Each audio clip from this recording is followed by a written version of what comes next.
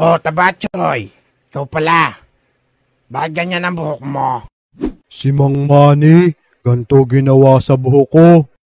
Sabi ko pang semifinals Si Manny na naman. Halika, tayosin natin yan. Maupo ka rito. Ay sige po. Naku, nawasak ko. Naku naman, Tabatchoy. Ikaw lang nakawasak nan. Magbawas ka nga ng timbang. Buti may isa pa akong reserba. Anong gagawin dito sa buhok mo?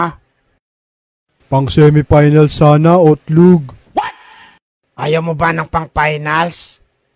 Maiksi na kasi tong buhok mo. Ay sige, yun na lang. Oh, sige. Mabilis lang to.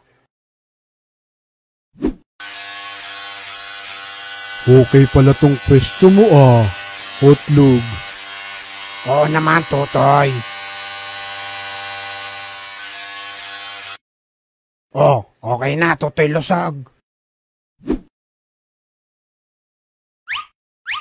Wow, ayos Ang ganda.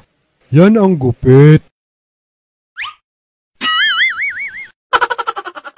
Salamat, Otlug.